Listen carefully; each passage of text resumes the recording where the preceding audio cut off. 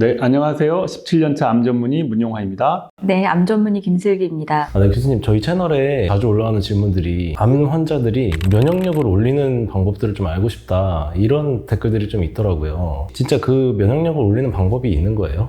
네, 맞습니다. 제가 진료실에서도 정말로 많은 질문들을 받는데요. 암 환자들이 내가 면역력을 올리려면 어떻게 해야 되느냐, 어떤 음식을 먹어야 됩니까? 이런 질문을 많이 하십니다. 그래서 오늘은 암 환자들이 가장 확실하게 면역력을 올리는 방법에 대해서 여러분과 함께 이야기를 나눠보도록 하겠습니다.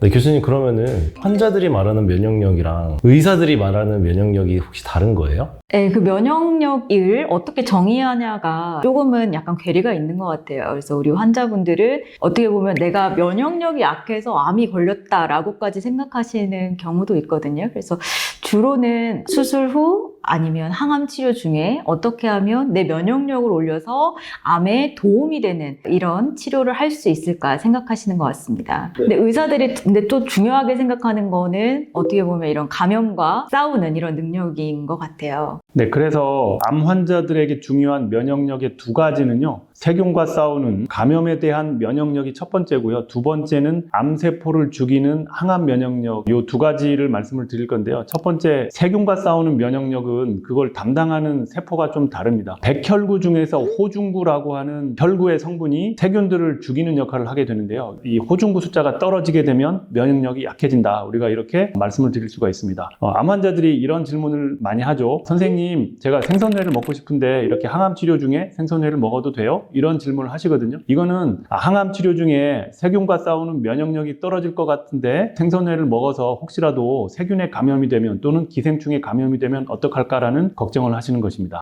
그러면 두 번째로 말씀해 주신 암세포와 싸우는 면역력은 어떤 거예요? 네, 아까 말씀드렸듯이 면역력의 어떤 카테고리가 두 가지라고 했는데요. 암세포와 싸우는 항암 면역을 담당하는 세포는 또 따로 있습니다. 우리가 그 암을 치료할 때 항암 면역 치료라는 치료제를 이용을 하기도 하는데요. 이런 항암 면역 치료는 아까 말씀드린 면역 세포를 활성화시키는 원리를 통해서 암을 치료하게 되는 것입니다.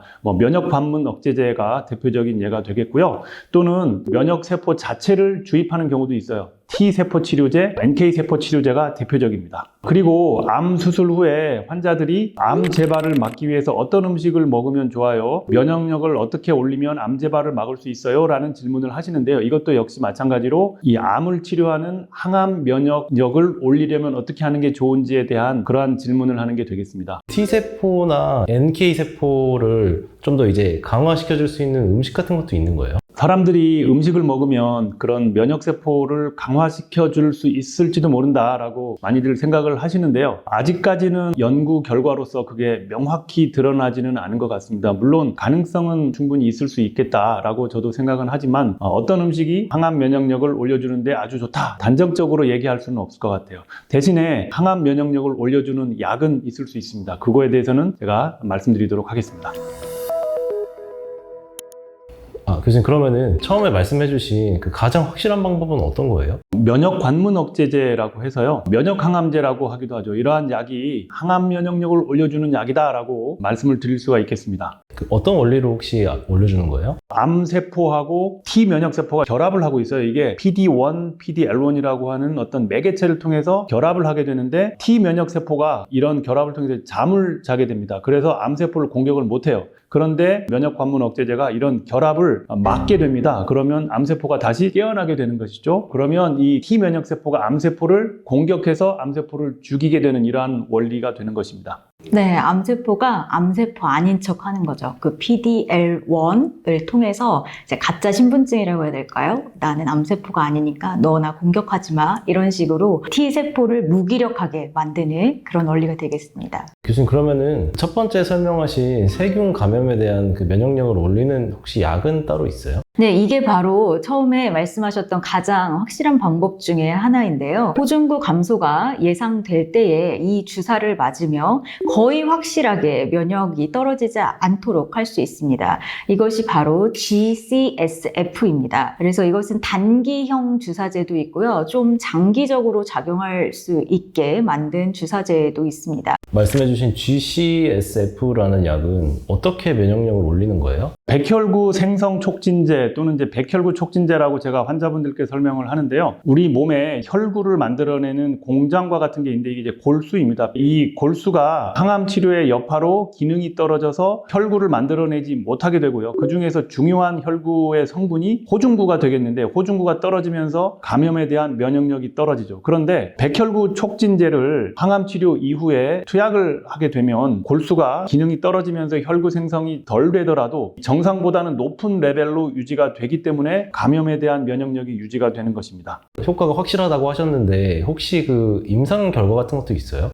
네, 물론 있습니다. 조기 유방암 환자들이 이제 수술하고 나서 보조 항암 치료를 하게 되는데요. 이제 대표적인 약 중에 하나가 이제 TC라고 하는 이제 항암 치료제인데 이 항암 치료를 맞게 되면 백혈구가 떨어지는 경우가 많습니다. 그래서 이제 감염에 좀 노출이 잘 되게 되는데요. 이런 환자를 대상으로 해서 장기 지속형 백혈구 촉진제 이제 뉴라스타를 마치는 환자들과 아무런 주사도 맞지 않은 이제 위약군을 비교하는 3상 임상 시험을 이제 과거에 시행을 했습니다. 이 임상 시험 결과 발열성 호중구 감소증에 빠지는 환자들이 과연 몇 %가 생겼는가를 그때 이제 결과를 발표를 했었는데요. 이제 아무런 주사도 맞지 않은 위약군에서는 이러한 환자들이 무려 68%나 되었고요. 그런데 백혈구 촉진제를 맞은 환자군에서는 이런 비율이 굉장히 낮아져서 단 1%만이 발열성 호중구 감소증이 생겼습니다. 그래서 굉장히 큰 차이를 보였고요. 그리고 이 연구에서 호중구 감소증이 과연 어떠한 흐름을 보이는지를 그래프로 나타내서 보여주었는데 이 그래프를 보시면은요. 대개 한 일주일에서 2주 사이에 호중구가 이렇게 푹 떨어지는 그래프를 보여주고 있죠. 그래서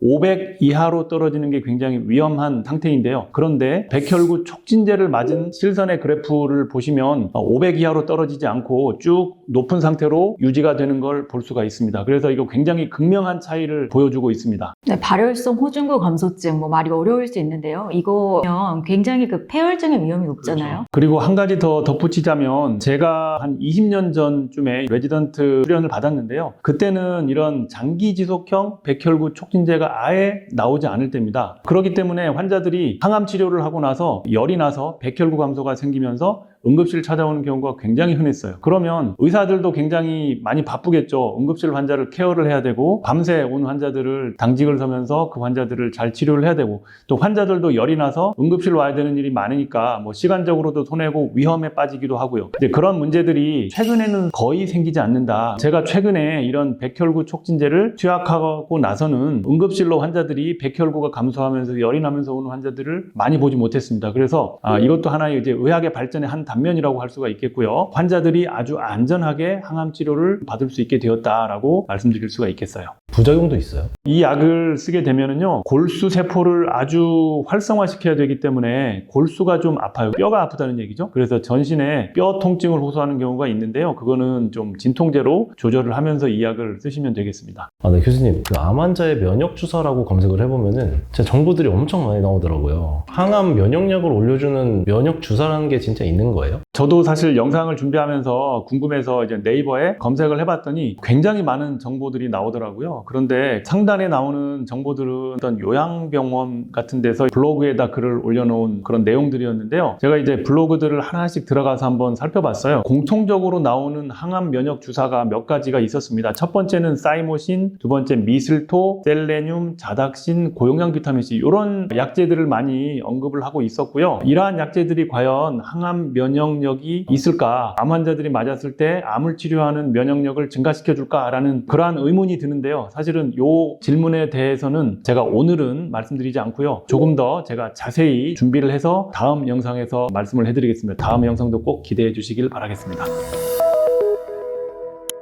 네, 교수님 저번 시간에 면역력을 확실하게 올리는 방법에 대해서 말씀해 주셨잖아요. 근데 오늘 드디어 이제 2탄인가요? 네, 맞습니다. 지난번에 제가 면역력을 올리는 방법에 대해서 항암 면역력을 올리는 방법은 면역 관문 억제제, 키트루다 옵디보 이런 확실한 약이 있다고 말씀을 드렸고 감염에 대한 면역력을 올리는 확실한 방법이 백혈구 생성 촉진제와 같은 약이 있다고 말씀을 드렸습니다. 오늘은 여러분들이 많이 여기저기 주변에서 들어보시는 면역 주사에 대해서 말씀을 해드리도록 하겠습니다. 오늘은 그 첫 번째 사이모신 알파 또는 자닥신이라고 불리는 약에 대해서 알려드리도록 하겠습니다.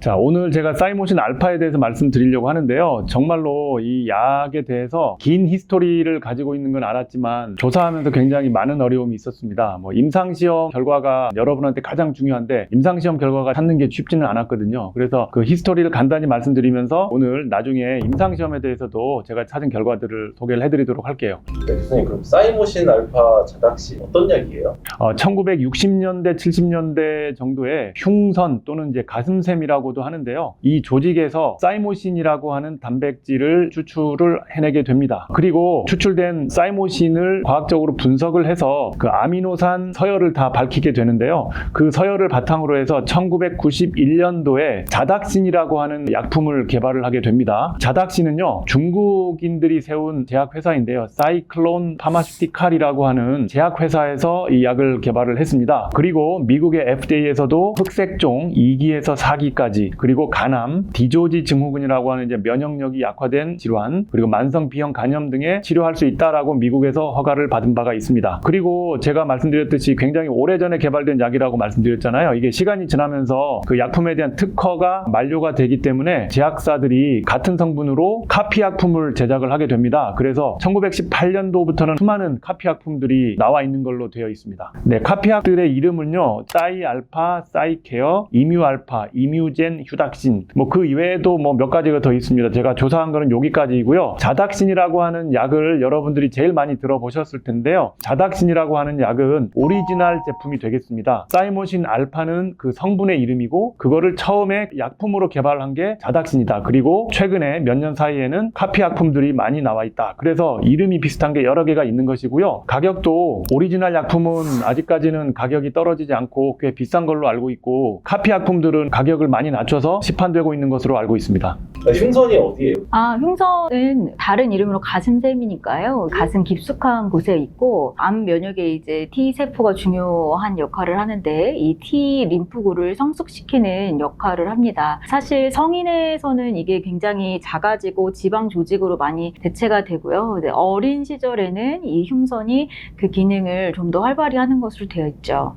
그러면 사이모신 알파의 면역학적인 기능은 어떻게 돼요? 네, 이 사이모신 알파가 면역 기능을 향상시키는 것으로 연구 결과가 많이 나와 있는데요. 가장 중요한 것은 첫 번째로 T세포의 기능을 향상시킨다는 것입니다. 그리고 좀 어린 T세포를 이제 성숙하게 만드는 그런 역할도 하고요. 그 외에도 NK세포를 활성화한다든지 또는 이제 우리 몸에 있는 어떤 면역을 담당하는 세포 중에 수지상 세포라는 것도 있는데 수지상 세포를 또 활성화한다든지 또는 몸에서 염증을 담당하는 사이토카인을 분비하도록 한다든지 이런 역할들을 하는 것으로 많이 연구가 되어 있습니다. 내용만 들으면 되게 좋은 약처럼 들리는데요. 혹시 임상 연구 결과도 따로 있나요? 네, 그래서 오늘 그 핵심 내용이 사이모신 알파가 암 치료 효과가 증명이 되었는가라는 것입니다. 그래서 정말 많은 노력을 기울여서 찾으려고 노력을 했는데요. 생각보다는 많은 연구들이 있지는 않았습니다. 그래서 오늘 제가 힘들게 찾은 결과를 여러분께 한번 소개를 해드리도록 할게요.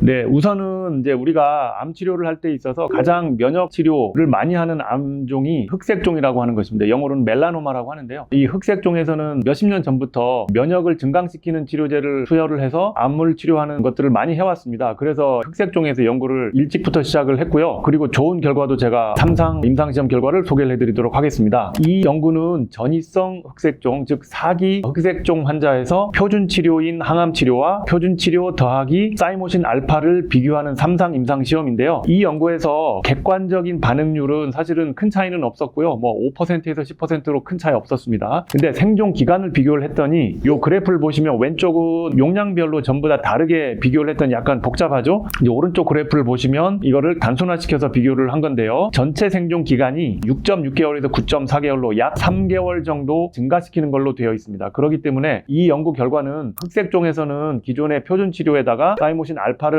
병합해서 투약하면 전체 생존 기간을 좀 늘릴 수 있다라는 걸 여기서 알 수 있습니다. 네, 이 연구 결과만 보면 굉장히 좋은데요. 이게 발표된 게 몇 년도죠? 이 결과는 2010년도에 발표가 됐으니까요. 한 14, 15년 정도 됐겠네요. 네.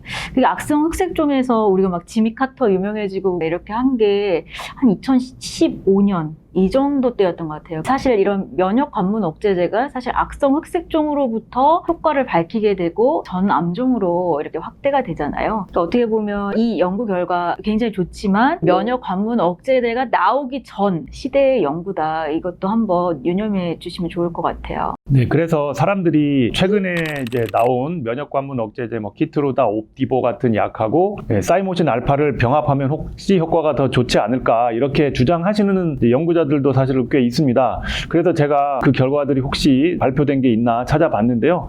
그런 결과는 아직까지는 하나도 없는 상태고 아마 생각으로만 어떤 구상을 하고 있지 않나 생각을 하고요. 아직까지는 증명된 바는 없다라는 말씀을 드립니다. 다른 암에 대한 연구도 있을까요? 폐암 연구 결과를 또 소개를 하나 해드리려고 하는데요. 제가 요 보여드리는 논문은 리뷰 페이퍼 또는 이제 메타 연구 결과라고 하는데 자닥신이라는 약이 중국인들이 설립한 제약사에서 만든 약이라고 제가 말씀을 드렸는데요. 그래서 그런지 모르겠지만 중국에서 폐암 연구를 많이 한 걸로 나와 있었습니다. 연구에 사용되었던 논문들의 제목을 보았더니 좀 흔히 보지 않는 그런 연구들이었습니다. 대부분 연구들은 중국에서 발행되는 저널들이었고 그 중에서 많은 저널들은 이제 영어로 발표되지 않고 그냥 중국어로만 발표되는 저널들이었습니다. 그래서 이런 부분들이 제가 이렇게 소개하면서 좀 의아해 생각했던 그런 부분이 되겠습니다. 이 27개의 폐암 연구는 제가 기존에 들었던 저널 이름은 하나도 포함되어 있지는 않았습니다. 혹시 김슬기 교수는 어떤가요?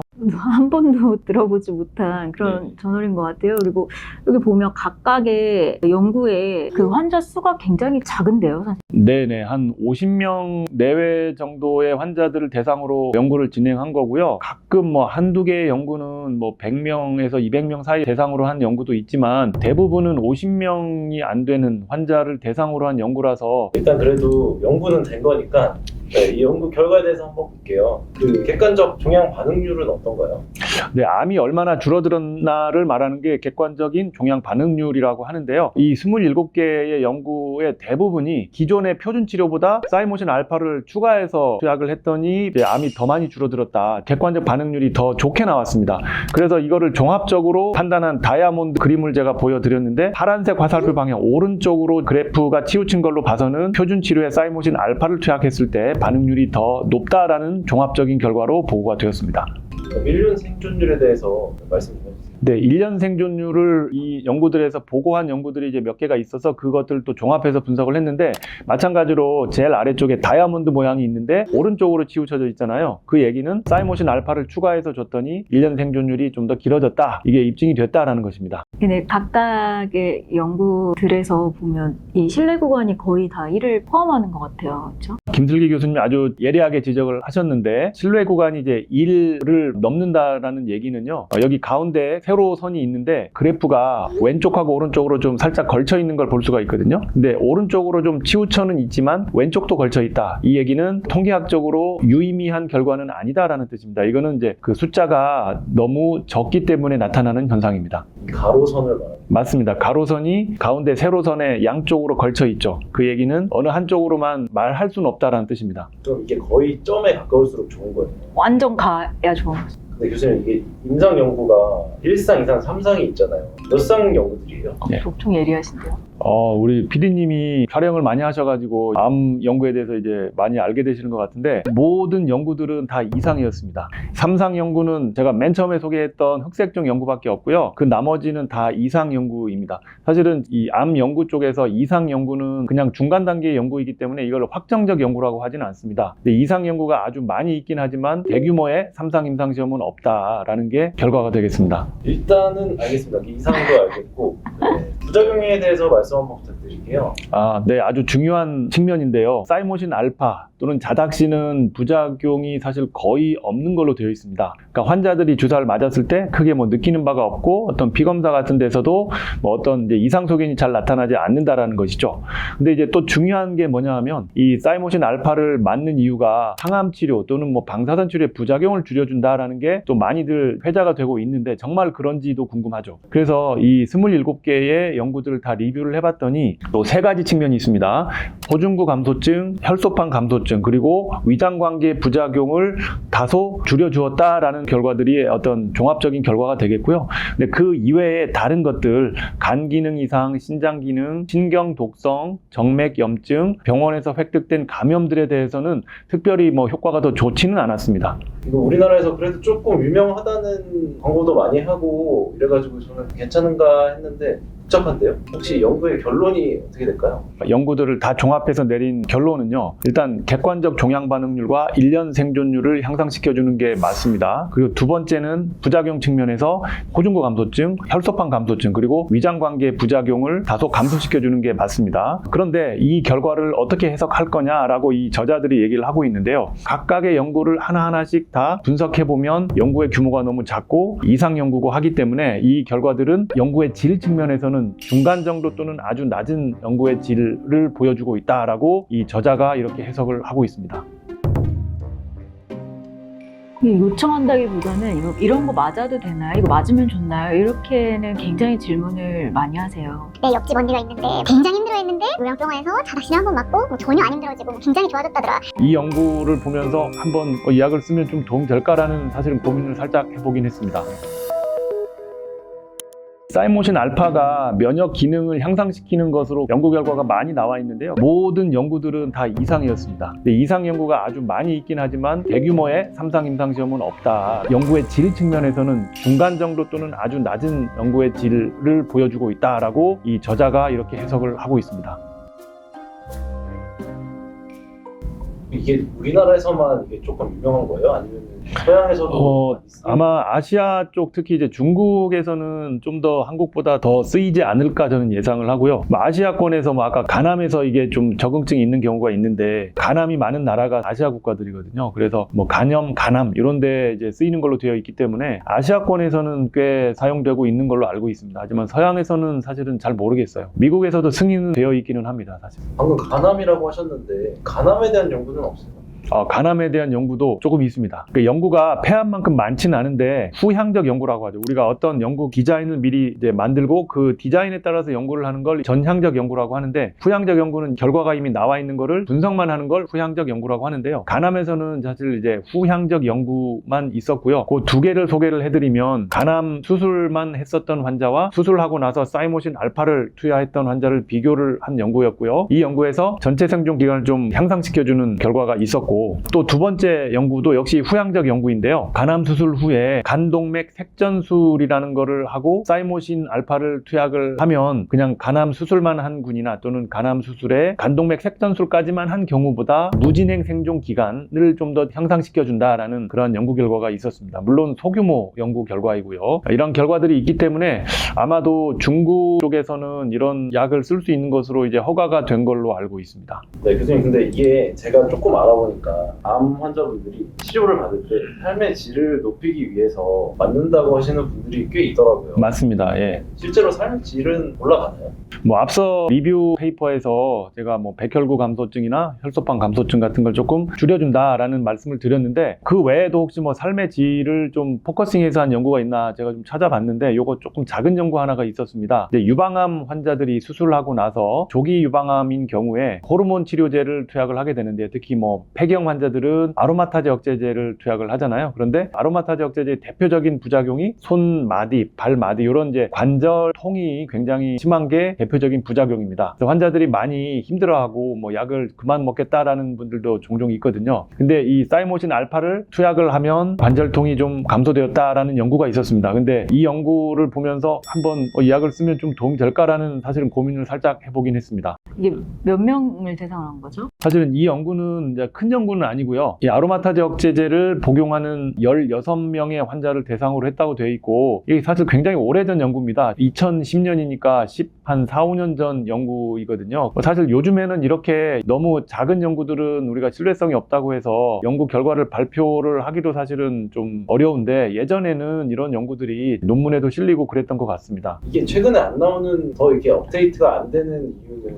연구자들이 연구를 할 만하다고 정도까지 생각을 하지 않는 게 아닌가 싶어요. 저는 이렇게 저희가 데이터들을 기반으로 말씀을 드렸는데요. 저희가 뭐 암에 대한 정확한 정보 제공이잖아요. 그래서 이제 느낌 같은 느낌으로 말씀드리지 않고 데이터를 기반으로 말씀드리는데, 우리 환자분들은 이런 데이터도 중요하지만 이렇게 얘기할 때 더 신뢰하시는 것 같아요. 뭐 예를 들면 내 옆집 언니가 있는데 굉장히 힘들어했는데 요양병원에서 자다신을 한번 맞고 뭐 전혀 안 힘들어지고 뭐 굉장히 좋아졌다더라. 이렇게 어떻게 보면 이런 연구에 대한 신뢰도를 굉장히 고민하고 수준 높은 연구가 있습니다. 이런 것들을 말씀드리는 걸 중요시 생각을 하지만 옆에서 들리는 얘기들, 이런 것들을 환자분들이 많이 신뢰하시는 것 같아요. 입소문이라고. 네, 그런 입소문들. 그게 참 어렵네요. 그래서 그런 심리적인 부분들. 예. 아, 그러면은 그 자각신 투여를 찬성하는 쪽의 의견을 한번 또 들어보고 싶어요. 자닥신을 투여를 하는 여러 유튜버들의 내용을 좀 가만히 봤더니 대부분 하는 얘기들이, 일단 첫 번째는 자닥신은 크게 부작용이 없다라는 것입니다. 그러니까 부담 없이 투약을 할 수 있다는 거기 때문에 다른 치료하고도 병용하는데 문제가 없다, 이렇게 얘기를 하고 있고요. 그리고 또 면역을 향상시켜준다라는 것인데, 그거를 어떤 실험실에서 또는 세포를 가지고 또는 동물 실험에서 했었던 결과들을 이렇게 설명을 해주면서 자닥신은 항암 면역력을 증가시켜준다, 또는 뭐 감염에 대한 면역력을 증가시켜준다. 이렇게 얘기를 하는 걸 많이 봤고요. 그런 걸 이제 근거로 삼고 있었습니다. 그리고 또 임상시험 결과를 이렇게 보여주는 경우들이 좀 종종 있었는데, 대부분은 이제 이상 임상시험 결과를 보여주면서 효과가 있었다라고 이렇게 설명해 주는 걸 보면서 이런 것들을 근거로 해서 이렇게 자닥신을 맞으면 좋습니다라고 설명을 하는구나 라고 이제 찬성하는 분들이 그렇게 얘기를 하는 것 같습니다. 자각신 투여 반대하는 쪽 의견은 뭐라고 말씀하세요? 네, 앞서 자닥신 투여를 찬성하는 쪽에 이제 계신 분들은 일선에서 암 환자들을 직접 치료하지는 않는 분들인 것 같습니다. 그런데 자닥신 투여가 좀 꼭 그렇게 할 필요가 없다라고 얘기를 하는 대부분의 사람들은 일선에서 암 환자를 치료하는 의사들인 경우가 많습니다. 가령 뭐 항암 치료, 수술, 뭐 방사선 치료 담당하는 이제 의사들인 거죠. 왜 그러냐 하면 제대로 디자인된 3상 임상 시험이 많지 않다라는 것입니다. 제가 찾은 바로는 딱 한 개 흑색종 연구가 있었고, 그 외 대부분의 연구들은 다 작은 이상 연구였습니다. 그렇기 때문에 근거가 확실하지 않다라는 그런 게 되겠고요. 따라서 NCCN 가이드라인 또는 유럽 쪽에서는 뭐 ESMO 가이드라인, 이런 가이드라인이라는 게 있는데, 이런 암치료 가이드라인에서 자닥신 또는 타이모신 알파 같은 약을 꼭 투약해야 된다라는 기준으로 올라가 있지 않다라는 것이죠. 이런 거를 들면서 이제 암치료를 일선에서 담당하는 이제 암 전문의들은 자닥신, 타이모신 알파 같은 게 꼭 필요한 약은 아닙니다라고 얘기를 하는 것입니다. 우리나라 식약처에서는 허가 사항은 어떻게 돼요, 이게? 네, 식약처에서는요, 뭐 기타 종양치료제 이렇게 등재는 되어 있는데, 효능 효과를 제가 찾아봤더니 이제 식약처에 올라와 있는 바로는 면역 기능이 저하된 고령 환자의 인플루엔자 백신 접종 때 보조적으로 사용할 수 있다라고 이렇게 간단히 되어 있고요. 뭐 항암 효과가 있다 없다 이런 얘기, 또는 이제 항암 부작용을 감소시켜 준다라는 그러한 얘기가 사실 공식적으로 지금 식약처 이 사이트에 올라가 있지는 않더라고요. 그 교수님들은 혹시 처방해본 적 있으세요? 저는 사실 한 번도 처방을 해본 적은 없습니다. 환자들이 많이 얘기를 하고 뭐 맞을 수 있나요? 이렇게 요청하는 경우도 있긴 했는데 저는 처방한 적은 없습니다. 저도 처방한 적은 없어요. 병원에 있나요? 아마 암 환자들한테 쓰는 건 아닌데, 아마 말씀드렸지만 아까 이제 인플루엔자 백신 접종할 때 쓸 수 있다고 했잖아요. 병원에 있는 거는 확인은 했습니다. 아마 그런 목적이지 않을까 싶습니다. 요청하시는 분들이 얼마나 계세요? 요청한다기보다는 이런 거 맞아도 되나요? 이거 맞으면 좋나요? 이렇게는 굉장히 질문을 많이 하세요. 그럼 뭐라고 말씀하세요? 근데 저는 이게 어떻게 말씀드리냐면, 보통 빚내서까지 맞을 필요는 없어요, 이렇게 말씀드리거든요. 어떻게 보면 이게 암치료라는 거 이제 중요한 쪽에 집중을 하는 것이 좋고, 이런 재원 같은 것도 각자 한정되어 있는 거잖아요. 그러니까 여기에 이제 돈을 너무 많이 씀으로 인하여서 이제 진짜 중요한 걸 못하게 되면 안 되니까요. 부담이 없는 사람은 그냥 뭐 한번 해보자 할 수 있지만, 그렇게까지 할 필요의 가치는 전 없다고 느끼는 것 같아요. 교수님 어떻게 얘기하세요? 네, 저도 사실 이제 일맥상통하는 말씀들을 계속 드리고 있는데, 부작용이 없다는 게 사실 가장 환자들이 좀 혹하는 그런 거고, 특히 요양병원에서 이제 입원을 해 있으면 이제 자꾸 권유를 하는데요. 부작용이 없으니까 뭐 한번 맞아볼 수도 있다, 저는 뭐 그렇게 말씀을 드리지만, 그리고 또 환자분들이 그런 심리가 있는 것 같습니다. 정말 좀 절박하기 때문에 뭐라도 해보고 싶다, 이런 심리에서 뭐 이것저것 다 권유하는 것들을, 특히 부작용이 없다면 이제 해보고 싶은 마음이 있는 거는 충분히 이해는 하지만, 그래도 아무래도 항암 효과나 또는 부작용을 경감시켜주는 그런 면에서 자그마한 연구들이 이제 결과들이 발표는 되어 있지만 아주 큰 대규모 임상시험, 3상 임상시험에서 그런 게 명확하게 밝혀져 있지는 않기 때문에 자닥신이나 뭐 사이모신 알파를 맞으면서 너무 돈을 많이 쓰지는 마십시오. 좀 적당히 본인의 어떤 상황에 맞게 하는 게 좋겠습니다라고 그렇게 이제 권유를 드리고 있습니다. 안녕하세요. 18년차 암 전문의 문용화입니다. 오늘은 여러분들이 많이 궁금해하시는 암 환자들이 면역을 올릴 수 있는 방법, 미슬토에 대해서 깊이 이야기를 나눠보도록 할게요. 선생님, 저번에 면역력을 올리는 방법이랑 사이모신 알파 자닥신에 대해서 알아봤는데 또 환자분들이 질문을 많이 하시는 것 중에 하나가 미슬토도 되게 많이 여쭤보시더라고요. 미슬토가 혹시 뭐예요? 미슬토는요, 물풀의나무, 전나무, 소나무 같은 숙주나무에 반기생하는 다년생 식물에서 추출한 성분이라고 할 수가 있습니다. 그러니까 식물성 성분인 거죠. 근데 이게 왜 암치료에 쓰이게 됐느냐? 미슬토에는요, 미슬토렉틴이라고 하는 성분이 있는데 이게 T 또는 NK 면역세포를 활성화시키고 암세포의 자멸사를 유도한다고 합니다. 그리고 비스코톡신이라는 성분도 이 미슬토 안에 들어있는데 이 성분은요, 암세포를 직접 파괴하는 역할을 하는 것으로 알려져 있습니다. 그렇기 때문에 이 미슬토 추출물을 특히 이제 유럽 쪽에 독일, 스위스, 오스트리아 등지에서 암 보조 치료제로 개발을 해서 사용을 하고 있고요. 이게 이제 우리나라에도 들어와서 많은 환자들이 이용하는 경우가 있습니다. 암세포 자멸과 그 암세포를 직접 파괴도 한다고 방금 말씀해 주셨는데 실제로 어떤 사람들이 많이 이용하는 거예요? 큰 암센터에서는 사실 그렇게 흔히 쓰지는 않습니다만 환자들이 주된 암 치료를 받고 나서 좀 몸을 회복시키기 위해서 요양병원에 많이 입원을 하거든요. 그런 이제 암 요양병원에서는 처방을 많이 하는 것으로 알려져 있습니다. 이것도 막 항암 부작용을 줄여주고 그런 항암 부작용을 줄여주는 효과도 있는 것으로 알려져는 있어요. 그래서 오늘 그런 항암 부작용을 줄여주는지에 대해서도 심도 있게 제가 공부한 결과도 한번 소개해드리도록 할게요. 알겠습니다. 이 미슬토 이거 어떻게 만든 거예요?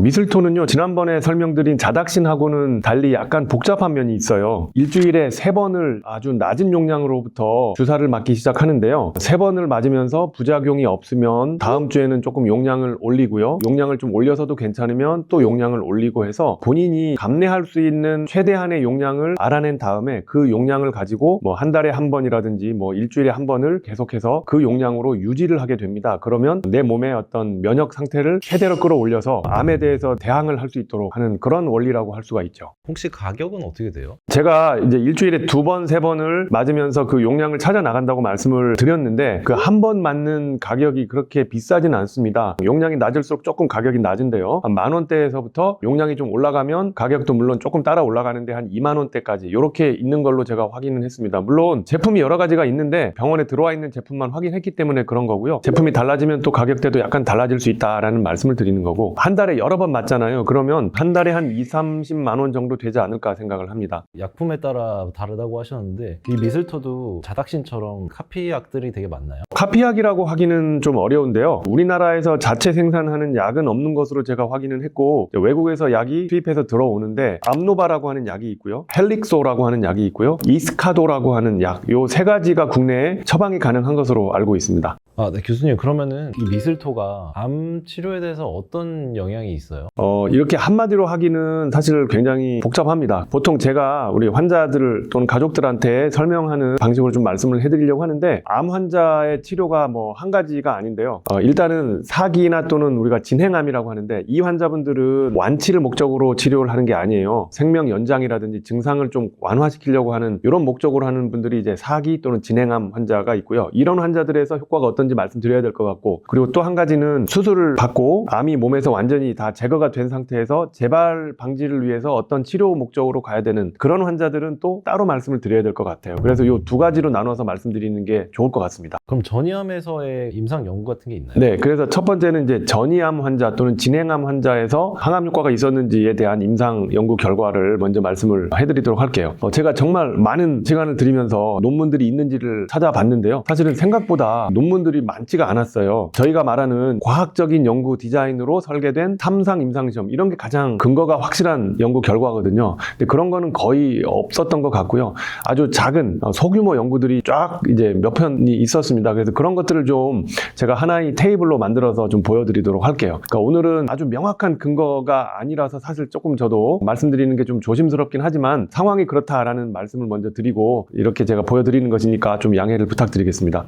이 표를 보시면은요, 지금 여기에 8개의 연구에 대해서 소개를 하고 있는데요. 다양한 암들이 있습니다. 대장, 직장암, 폐암, 악성 신경 교종, 유방암, 신장암, 이러한 암들이 이 연구 대상에 속해 있고요. 환자들의 숫자는 대개 50명이 안 되는 경우도 있고요. 50명 내외가 있고 아주 많은 경우는 337명까지 있습니다. 그리고 치료를 어떻게 했는지를 보시면 미슬토라는 면역 보조제하고 항암 치료를 이제 병합해서 한 경우가 있고 또는 미슬토만 했던 경우가 있고요. 그리고 일반 표준 항암 치료하고 이렇게 두 개를 비교를 해야 되겠죠. 이렇게 해서 연구를 했던 결과들이 있습니다. 그래서 제일 오른쪽에 연구 결과를 보시면 키 파인딩이라고 했는데 제가 빨간색 글씨로 해놓은 결과들이 효과가 있다라고 보고가 된 거예요. 보시면 8개 연구에서 5개의 연구에서 효과가 좀 있다라고 보고를 하고 있는데요. 생존 기간을 좀 연장을 시켰다라고 보고를 하고 있고요. 이것들은 그래도 그 연구에서는 나름대로 통계적으로 의미가 있다라고 그 연구에서 보고를 하고 있는 것입니다. 그렇게 보시면 첫 번째 예를 들어서 1986년도에 발표된 대장 직장암 연구에서 60명의 환자를 대상으로 했는데 미슬토하고 항암 치료를 같이 했을 때 항암 치료 단독보다 생존 기간을 좀 연장을 했는데 이거는 리스판더에 국한되어 있다라는 것이죠. 그러니까 이 미슬토 치료를 해서 암이 줄어든 환자, 이걸 이제 반응자라고 하는데 리스판더 반응자. 이 환자들은 생존 기간도 늘어났다라는 것이고요. 그 다음에 두 번째는 1991년도에 폐암에서 했었던 연구 결과인데요. 337명이니까 꽤 큰 연구라고 할 수가 있겠죠. 이 연구에서는 생존 기간의 차이가 없었어요. 미슬토를 했던 군과 대조군하고 비교를 했을 때 생존 기간이 차이가 없었다. 물론 9.1개월과 7.6개월로 숫자적으로는 한 1.5개월의 차이가 있는 것처럼 보이지만 우리가 이제 p-value라고 하는데 통계적인 값을 말하는 것이거든요. 근데 이거는 0.05보다 더 크기 때문에 통계학적으로는 이거는 차이가 없다. 그냥 우연히 나타난 결과다라는 것이에요. 그러니까 좀 큰 연구에서 이렇게 생존 기간의 차이가 없었다라는 말씀을 제가 한번 이렇게 드리는 거고요. 그 아래에 보시면 대장 직장암 환자들 40명을 대상으로 해서 했던 1997년도 연구가 있죠. 이 연구에서는 미슬토하고 항암 치료를 병합해서 했고 그 다음에 항암 치료, 표준 치료를 이렇게 비교를 한 거예요. 결과에서 차이가 없었어요. 그 네 번째는 악성 신경 교종에서 26명의 환자를 대상으로 좀 작은 연구죠. 2000년도에 발표된 결과를 보시면 미슬토 치료를 한 거와 노 트리트먼트, 그러니까 아무런 치료도 안 하고 경과만 이렇게 관찰했던 이 결과를 보시면 그래도 아무것도 안 하는 거에 비해서는 미슬토를 했더니 생존 기간이 좀 증가됐다. 이게 20개월하고 그 다음에 아무것도 안 했을 때는 이제 9.9개월이니까 꽤 차이가 많이 나는 거죠. 이제 이런 결과를 보고를 했었고요. 그 밑에 보시면 2001년도에 발표된 논문에서 아주 다양한 암종에서 환자들을 모아서 연구를 했는데 78명을 대상으로 했죠. 여기서도 마찬가지로 미슬토만 준 군이 있고 그 다음에 아무것도 하지 않고 이제 경과만 본 군이 있는데요. 여기서도 생존 기간을 약간 증가하는 걸로 나와 있습니다. 그리고 유방암 연구에서도 2001년도에 생존 기간을 좀 증가시키는 걸로 결과가 나와 있고요. 신장암에서 항암 면역 치료와 미슬토 치료를 비교했을 때는 차이가 없었다. 도움이 되지 않았다라고 얘기를 하고 있고 제일 마지막에 대장 직장암 2003년도에 했었던 연구 결과는요. 미슬토와 항암 치료를 같이 했을 때 생존 기간을 약간 증가시켰다라고 이렇게 얘기를 하고 있습니다. 그래서 사실은 연구 결과가 좀 혼재되어 있고요. 이거를 종합적으로 분석하는 어떤 그래프 같은 거를 보여주면 좋겠다라고 생각을 해서 제가 아무리 노력을 했는데도 사실 그런 거는 없어서 이걸 그냥 개별로 이렇게 우리가 볼 수밖에 없다라는 말씀을 드릴 수밖에 없을 것 같습니다. 물론 개별 연구가 있긴 있었지만 그런 연구들도 논문이 출판된 것들은 많이 없었고요. 예를 들어서 학회 발표 같은 정도로만 있지 않았나라는 생각을 하고 그런 것들을 모아서 연구해서 이거를 리뷰해서 분석한 논문이었습니다. 그러면 이제 아까 말씀해주신 보조 항암의 역할은 어땠어요? 네, 그래서 두 번째 카테고리는 수술 받고 나서 재발 방지 목적으로 항암 치료를 하는 사람들한테 미슬토가 효과가 있느냐, 보조 항암 치료 목적의 효과 측면인데요. 이것도 마찬가지로 제가 찾은 논문들을 하나의 표로 여러분들한테 보여드리면 설명을 해드리도록 할게요. 자, 첫 번째 표를 보시면 1983년에 위암 환자에 있어서 미슬토 치료와 노 트리트먼트 아무것도 하지 않고 물론 이제 표준 치료를 했겠죠. 그 환자들을 비교를 했을 때 여기 빨간색으로 제가 표시를 한 거는 효과가 좀 있었다라는 것입니다. 특히 림프절 고지혈 전이가 있고 병기가 2기, 3기인 환자들을 대상으로 했을 때 생존 기간의 연장 효과가 있었다라는 것이에요. 그리고 두 번째는 1991년도에 폐암에서 했었던 연구 결과인데요. 수술하고 나서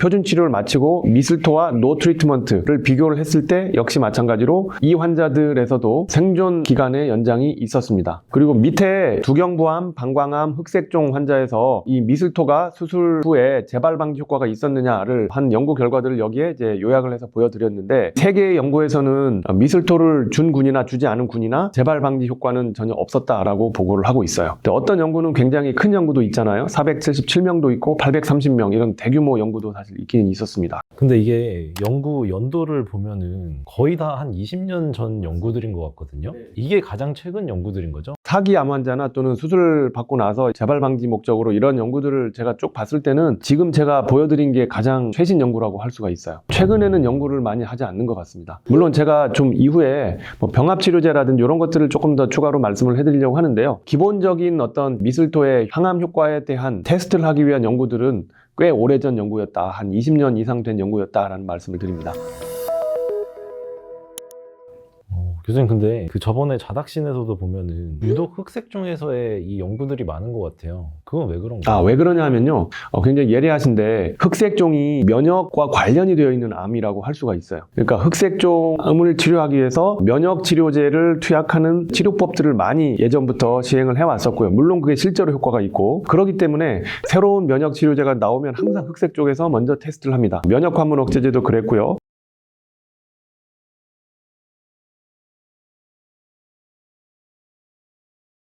그러면은 혹시 대표적인 삼상 연구 자료는 있을까요? 네, 삼상 연구가 중요하죠. 그래서 좀 전에 보여드렸던 표에 환자 숫자가 830명이었던 연구가 있잖아요. 그 연구를 한번 제가 소개를 간단히 해보도록 할게요. 자, 이 연구는요, 고위험 흑색종 환자에서 수술하고 나서 재발 방지를 위해서 미슬토 투약을 하고 표준 치료하고 비교하는 이런 연구가 되겠습니다. 삼상 임상 시험이고요. 그리고 전향적인 디자인으로 연구를 했던 것입니다. 그래서 이 연구에서는요, 표준 치료를 다 하고 나서 아무것도 치료하지 않은 이제 그런 대조군이 있고, 그 다음에 인터페론 알파가 있고요. 그 다음에 인터페론 감마가 있고, 미슬토 투약을 하는 이런 네 가지 군이 있습니다. 이 네 가지 군을 비교를 한 게 되겠습니다. 인터페론은 면역을 항진시키는 암 치료로 쓰이는 성분이라고 생각을 하시면 되는데요. 완전 항암제라고 하기는 그렇고요. 우리 몸에서 어떤 면역을 조절하는 사이토카인 성분의 일종이라고 생각을 하시면 됩니다. 그래서 이 연구에서 무병 생존 기간을 보시면 미슬토를 주지 않은 대조군과 미슬토군을 비교를 했을 때 무병 생존 기간이 차이가 없었습니다. 물론 여기에서는요, 오히려 대조군이 조금 생존 그래프가 위에 올라가 있고 미슬토는 약간 밑으로 내려와서 미슬토를 맞는 게 오히려 재발을 더 촉진을 시켰나라고 약간 오해를 하실 수도 있는데, 이제 모든 이런 분석은 사실 통계학적으로 분석을 해야 되는 거거든요. 그러니까 우연에 의해서도 그래프가 약간 벌어져서 보일 수도 있는 거예요. 그렇기 때문에 이 경우는 통계학적으로는 차이가 없어서 미슬토와 대조군은 재발을 방지하는 데 있어서 차이가 없다, 이렇게 말씀드릴 수가 있는 거고, 그리고 전체 생존 기간을 보더라도 이거는 이제 얼마나 수술하고 나서 오랫동안 생존해 있는가라는 거를 궁극적으로 보기 위한 것인데, 대조군과 미슬토를 비교를 했을 때 차이가 없었습니다. 그렇기 때문에 이 삼상 임상 연구에서 흑색종이 아까 말씀드린 대로 이런 면역 치료제를 테스트할 수 있는 가장 좋은 암종임에도 불구하고 미슬토를 준 환자와 주지 않은 환자의 재발이나 전체 생존 기간에 차이가 없었다라고 제가 말씀을 드릴 수 있기 때문에 이런 큰 삼상 임상 시험에서 나온 결과이기 때문에 조금 더 신뢰가 가지 않나라는 생각을 하고요. 아까 먼저 보여드렸던 작은 연구들, 이상 연구에서 효과가 있는 연구들도 있었잖아요. 그런 연구들이 있었음에도 불구하고 이런 삼상 연구 결과를 조금 더 신뢰해서 우리가 이야기를 해야 되지 않겠나 생각을 합니다. 이 정도면은 근데 괜찮아 보이는데요. 이런 삼상 임상 결과가 이렇게 있으니까 한번 시도를 해볼 수는 있지 않겠나라는 생각을 저도 하기는 합니다. 제가 만약에 교수님이라면 해볼만 할 것 같기도 해요.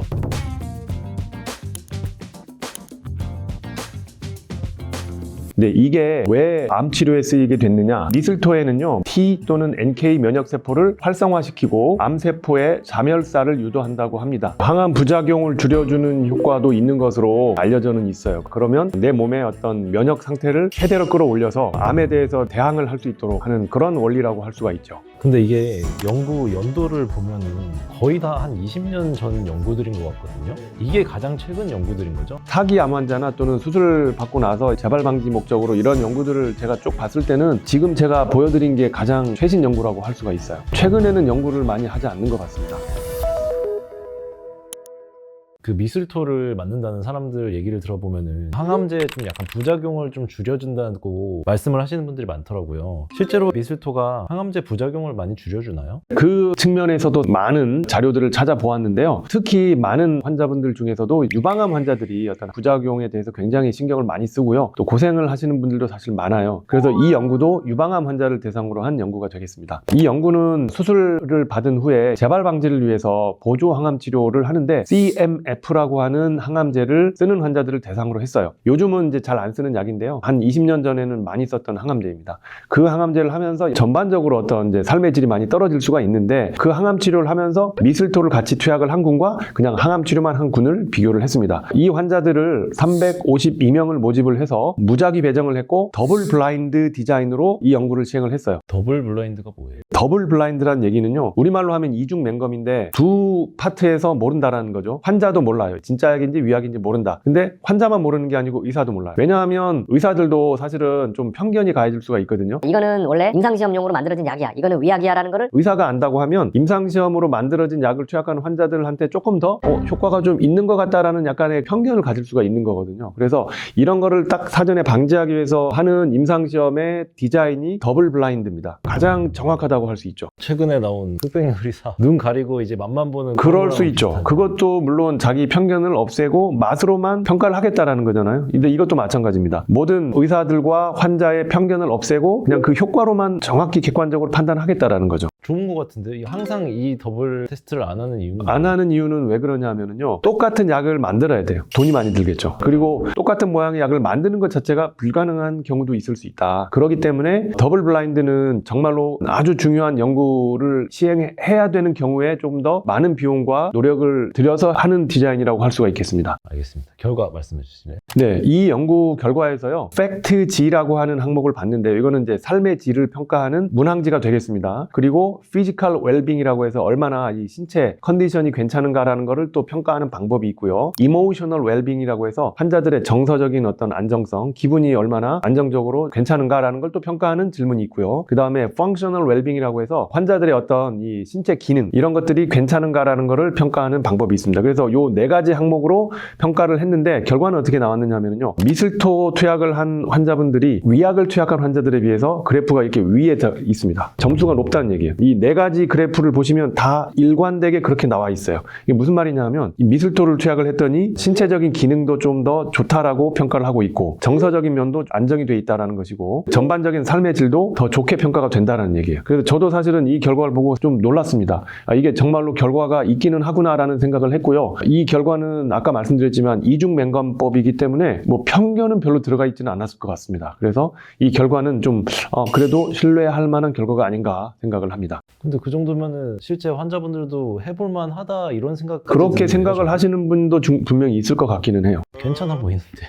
네, 이런 3상 임상 결과가 이렇게 있으니까 한번 시도는 해볼 수는 있지 않겠나라는 생각을 저도 하기는 합니다. 사실은 이 연구 하나만 가지고 뭐 다 말할 수 있겠냐라고 반문을 하시는 분도 있을 수 있어요. 제가 모든 연구를 다 사실 찾아보지는 못했고 리뷰 논문에 나온 몇 개의 대표적인 연구 결과들을 사실은 좀 본 거고요. 그래서 그 연구 결과들을 보면 몇 개의 연구에서 더 좀 이런 효과들이 있다라고 나와 있는 연구 결과들이 있습니다. 분명히 있고요. 근데 물론 그렇지 않다라고 하는 연구도 있기는 있어요. 있기는 있지만 아까 말씀드렸지만 이런 3상 대규모 임상 연구에서 그리고 잘 과학적으로 설계되어 있는 이중 맹검법으로 설계되어 있는 결과에서 이런 정도의 효과가 있는 걸로 나와 있기 때문에 어느 정도 우리는 이게 좀 부작용을 줄여주는 측면 또는 삶의 질을 약간 향상시켜주는 측면은 있을 수 있겠다라고 생각이 드는 겁니다. 이거를 굳이 안 할 이유도 없네요. 뭐 힘든 환자들은 할 수도 있을 것 같아요. 항암 치료를 해서 많이 좀 부대껴 하거나 하는 사람들은 한번 해볼 수도 있겠다라는 생각은 하긴 합니다. 그렇다고 해서 이거를 먼저 막 추천하거나 하지는 않고요. 어떤 부작용이 있을 때는 그 부작용을 또 치료하는 치료들을 하기는 하거든요. 병원에서도 어떤 약을 처방을 하거나 뭐 주사를 처방하거나 그렇게 해서 그 부작용을 줄여주는 노력을 많이 하기는 하는데 미술토라고 하는 거는 어떤 특별한 부작용에 대해서 있을 때 이거를 처방을 해서 하는 경우는 사실은 별로 별로 없었고요. 환자들이 간혹 가다가 항암 치료를 하면서 이걸 같이 하겠다라고 하는 분들이 간혹 있어요. 그러면은 저도 몇 번은 환자분들한테 좀 처방을 한 적이 있기는 합니다. 근데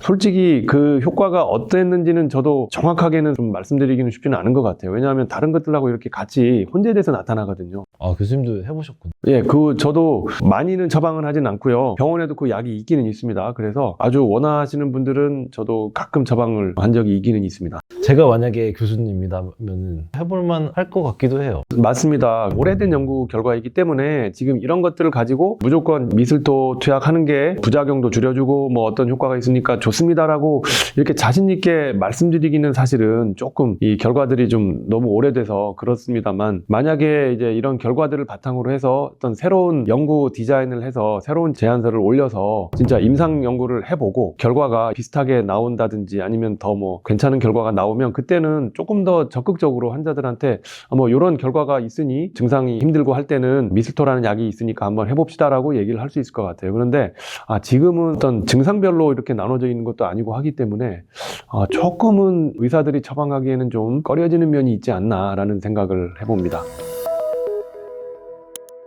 미슬토 부작용도 있나요? 미슬토 부작용도 크게는 걱정하지는 않을 수준이라고 생각을 하고요. 주로는 주사를 맞는 거기 때문에 주사 부분에 발적이 생기는 걸로 돼 있고요. 좀 가렵거나 약간 뻘겋게 달아오르거나 이런 부작용이 제일 흔하고요. 또는 맞았을 때 이제 전신으로 성분이 퍼져서 어떤 전신 반응이 생길 수가 있는데 감기 같은 증상이 생길 수가 있어요. 그러니까 미열이 나면서 좀 몸이 아파오는 그런 증상인데 이게 면역이 이렇게 막 활성화되면서 생기는 증상이라고 말씀드릴 수가 있는데요. 과민 반응처럼 굉장히 심각한 부작용 이런 거는 아주 드문 걸로 되어 있습니다. 그래서 일반적으로는 미슬토도 크게 환자들이 뭐 느끼는 부작용은 심하지는 않다 이렇게 말씀드릴 수 있겠습니다. 혹시 항암제랑 이 미슬토랑 같이 썼을 때의 임상 연구 결과도 있어요? 네, 저도 그 부분이 굉장히 궁금해서요. 미슬토가 부작용이 심하지 않으니까 기존 표준 항암제하고 병합하든지 또는 우리가 쓰고 있는 면역 항암제 있잖아요. 뭐 키트루다, 옵디보 이런 대표적인 약들하고 병합했을 때 과연 효과가 더 좋아질 것인가 이런 궁금증이 있었습니다. 그래서 제가 또 굉장히 열심히 서칭을 해봤는데 연구 결과 있기는 있어요. 있지만 그렇게 많지는 않았습니다. 그래서 오늘 어쨌든 그 결과는 좀 소개를 해드리도록 하겠습니다. 크게 제가 한 4가지 연구 결과를 말씀을 드릴 건데요. 첫 번째는 사기 비소세포 폐암, 그러니까 사기 폐암 환자를 대상으로 한 연구 결과인데 표준 항암 치료하고 미슬토를 병합한 치료 그리고 표준 항암 치료만 한 거를 이렇게 비교를 했습니다. 이거 이상 임상 연구 결과이고요. 여기에는 72명이 등록이 되었었고 연구 결과는 질병 진행 시까지의 기간을 비교를 했는데 이것도 하나의 항암제 효과를 판정하는 기준이 되겠습니다. 4.8개월 대 6개월, 그러니까 미슬토를 하면 1.2개월이 수치상으로는 좀 늘어나지만 통계적으로는 차이는 없었다. 그러니까 이거는 이제 우연에 의해서 약간 늘어났을 가능성이 있다라는 것이죠. 뭐 대신에 이 연구에서는 항암제를 용량을 감소시키는 거를 감량이라고 하는데 미슬토를 주면 이런 감량을 했었던 게 좀 더 줄어들었고요. 3, 4등급의 비혈액학적 독성도 약간 감소됐다. 그 다음에 입원을 해야 되는 경우도 약간 감소된 걸로 되어 있습니다. 그래서 미슬토를 하게 되면 부작용이 약간 줄어드는 효과는 좀 보였다라고 할 수 있겠습니다. 두 번째 연구도 역시 사기 폐암 환자를 대상으로 했었던 연구 결과인데요. 이 연구 결과에서는 디자인은 비슷한데요. 숫자는 158명으로 조금 더 많습니다. 이 연구 결과에서는 전체 생존 기간이 8개월 대 11개월로 미슬토를 줬을 때 약간 또 증가하는 걸로 통계학적으로도 입증이 되었습니다. 그리고 또 다른 연구 결과는요. 저희가 이제 궁금해하는 유방암, 부인암 환자를 대상으로 했었던 연구 결과인데 242명의 환자를 대상으로 한 연구에서 표준 치료하고 미슬토 병합 치료제와 그 다음에 표준 치료제를 비교를 한 사람들을 리얼 월드 데이터라고 하는데 이미 치료를 받은 사람들의 데이터를 다 모아서 분석해서 연구를 했는데 이것도 마찬가지로 후향적 연구의 카테고리에 속합니다. 이 연구 결과에서는 부작용의 차이가 별로 없었다라는 것입니다.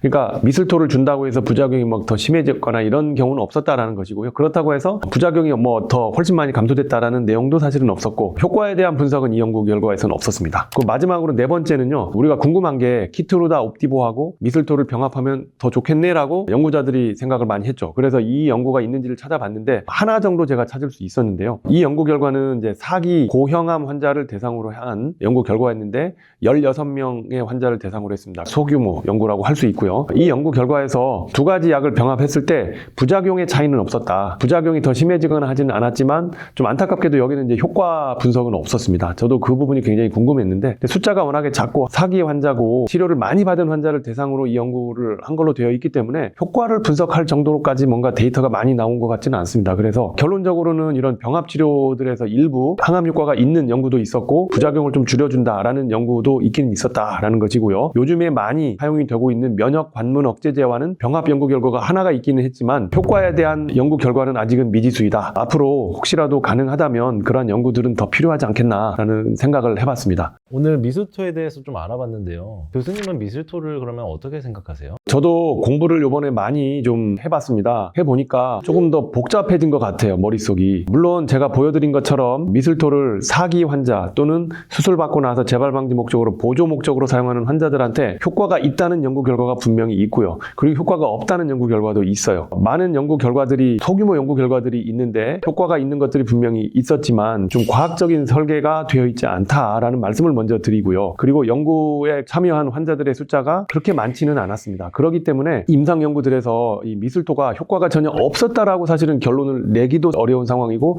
그렇다고 효과가 있으니까 꼭 투약을 하십시오라고 말을 하기도 어려운 상황이라고 생각을 해요. 즉 무슨 말이냐 하면 미술토를 꼭 하고 싶다라고 하면 하셔도 된다라고 저는 생각을 하고요. 그렇다고 해서 빚을 내면서까지 맞으십시오라고 하는 거는 좀 아닌 것 같습니다. 만약에 꼭 원하신다면 해볼 수도 있지 않겠나라는 정도로 말씀을 드릴 수 있을 것 같아요.